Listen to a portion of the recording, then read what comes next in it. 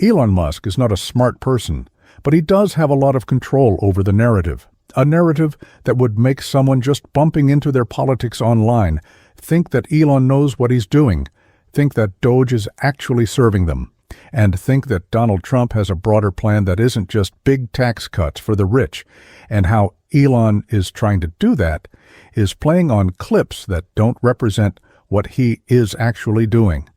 Elon is now using clips of President Obama and Bill Clinton talking about government efficiency to try to make the case for which doesn't make a lot of sense because there's nothing efficient about it. He is using these clips, and it's actually kind of backfiring, and we're going to get into it all. But before we do, if I could quickly ask you to leave a like on this video, and if you haven't already, and you enjoy our channel, to hit that subscribe button. It goes a long way. And it really does mean a lot to me now. Before we get into more of all of this, first we have to check out the post that Elon made. One of the commitments that I made to the American people was that we would do a better job here in Washington in rooting out wasteful spending. We don't need to wait for Congress in order to do something about wasteful spending that's out there. Cutting waste, making government more efficient is something that leaders in both parties have worked on. We haven't seen as much action out of Congress as we'd like, and that's why we launched on our own initiative. Budget reform is not an option. It's a necessity. The American people are entitled to transparency. We can't sustain a system that bleeds billions of taxpayer dollars on programs that have outlived their usefulness or exist solely because of the power of politicians, lobbyists, or interest groups. They're entitled to be able to figure out where their dollars are going, and they're entitled to accountability to make sure that we're using the dollars for what we said it was for. We are going to go through our federal budget, as I promised during the campaign, page by page, line by line, eliminating those programs we don't need and insisting that those that we do need operate in a sensible, cost-effective way. What should be easy is getting rid of the pointless waste and stupid spending that doesn't benefit anybody.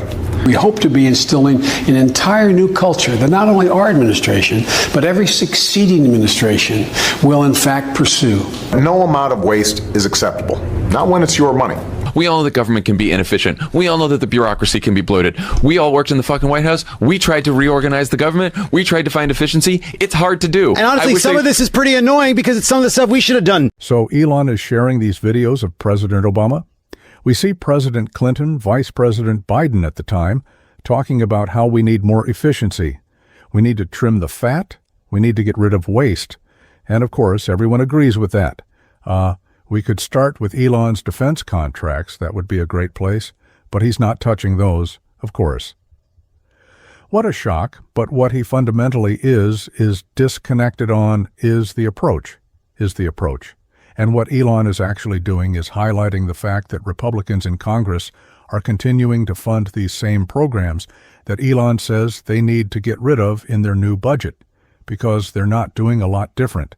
Besides, of course, gutting Medicaid and making sure that people like Elon get an even bigger tax cut, a $5 trillion tax cut, by the way, if we hadn't said it enough, which we need to, that's their plan. So it's actually backfiring.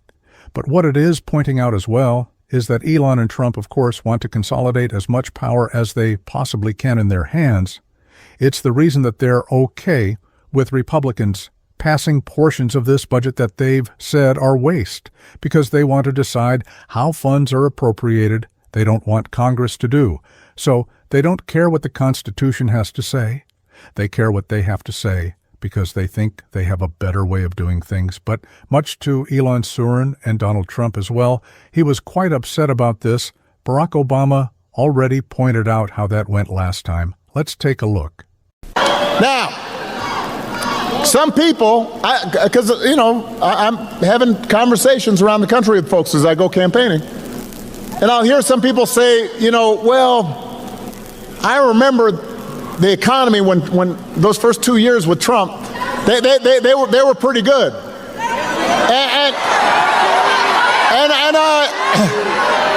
And I say, yeah, it was good. Because it was my economy that I gave to him.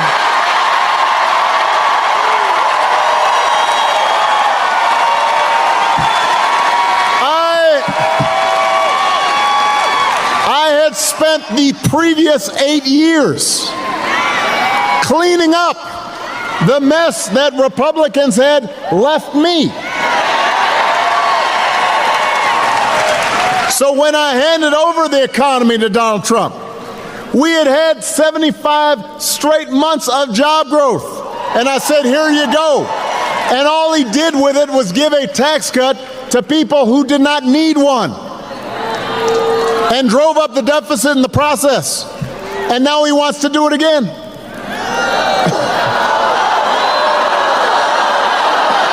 Now, wait. Now, in fairness, his other big economic plan is to slap tariffs on everything from food to TVs. Now, understand a tariff is any imported good, you just slap an extra cost on it. And if some other country's not playing fair in terms of trade, then you use it as a tool in your tool belt. But this is basically a Trump sales tax that could cost the average family almost $4,000 a year. This is not a plan to bring down prices. If you think prices are high now, Donald Trump's message is you ain't seen nothing yet. Donald Trump. Trump inherited Barack Obama's economy. The only reason anyone thought positively about the Trump economy was because of the 8 years of President Obama that is it. And the only reason anyone would think positively about the potential for Doge is because of some deregulation done by the Obama administration. Sure, some was done through executive order, but we saw a lot pass through Congress who appropriates the funds. This is the government structure. This is what we've talked about. This is what not only they don't care about, but they want to uproot. But again, this is just a reminder of their failures. When Donald Trump took the economy into his hands, he crashed it. He is doing so. Again, we are seeing economists report that there will be negative economic growths. And now angry Elon is posting videos of Barack Obama, who's clearly triggered him, just because he thinks he can use that to justify his action. When in fact Barack Obama is criticizing him for what he's done, these failures in our government. These are the economic geniuses. These are the businessmen. It's not a business, it's a government. And you're clearly screwing it up. Rachel Maddow pointed that out this clip right here. So the data is in. It's been a month officially as of today for this new presidential term. And what the data says, sort of broadly, bottom line, is that the country kind of hates this guy. Yeah, I shouldn't say hate. It's not the right word. It's not a nice word. Maybe it's can't stand him. Or maybe I shouldn't characterize it at all. I'll show you the numbers. I will say we probably should have seen this coming. I didn't necessarily believe that it was coming this far, this fast, but, you know, right out of the gate, Gallup did polling just after the inauguration. They did their first poll on public opinion of Trump in this second term, starting immediately after the inauguration. Literally, they had their first poll in the field the first full day Trump was in office, the day after he was sworn in. That is the definition of the honeymoon period, right? That's when you are at your high watermark in terms of what people are expecting from you and hoping for from you. But in that first Gallup poll of this presidential term, sort of shockingly, Trump was already underwater. In his first week in office, more Americans disapproved of him than approved of him. I mean, only by 1 point, but still, that's unheard of. That's a more than unusual thing in presidential polling. Gallup, in fact, said at the time that in the 70-plus years they have been doing presidential polling, Donald Trump is the only president for whom his approval ratings were underwater right at the start of his term in office, meaning more people disliked him than liked him. So in that first week Gallup poll, Trump was underwater, 47 approving, 48% disapproving. So that means he was coming in at -1. And like I said, that was something we haven't seen with any other president. And to me, actually, it was shocking enough that I didn't think it would stand. I thought that would be sort of an outlier. But now look at this. Gallup just did its follow-up poll, now 1 month into Trump being back in office, and his numbers have gotten worse. He's not -1 anymore. Now he's -6, which makes him, at this point in his term, not only the most disliked and unpopular president in 70-plus years of Gallup polling, Gallup says it actually puts him 15 points below the average polling for presidents. Again, over the last 72 years in which they have been doing this polling. At this point in a presidential term, 1 month in, the average is 15 points higher than where Trump is right now. Nobody has ever started off a presidential term this poorly in the eyes of the American people. I mean, all presidents are above water at this point in their presidencies, right out of the gate. Trump's the only one. Trump was underwater with the American public from day one, and since then he's been sinking like a cinder block in an ocean trench. I did not know to expect that. To be fair, part of the reason I'd expected that Gallup number might go up and not down is because Gallup's not the only game in town. There were other national, well-regarded quality polls that came out right at the start of Trump's term that did show him in positive territory. Not big positive territory, but still positive. Like, for example, the Quinnipiac poll, which came out in late January, right after Trump was sworn in, it showed Trump doing okay. I mean, not great, but in that poll, he was above water. He was +3. But now, though, again, 1 month in, that same poll, Quinnipiac, it's flipped. He has gone from +3 in his first week in office to -4 now. That is a quick turnaround for a poll that initially looked okay for him less than a month ago. It looked okay for him, now it looks terrible for him. Why is that? Well, it's because Trump's been doing stuff.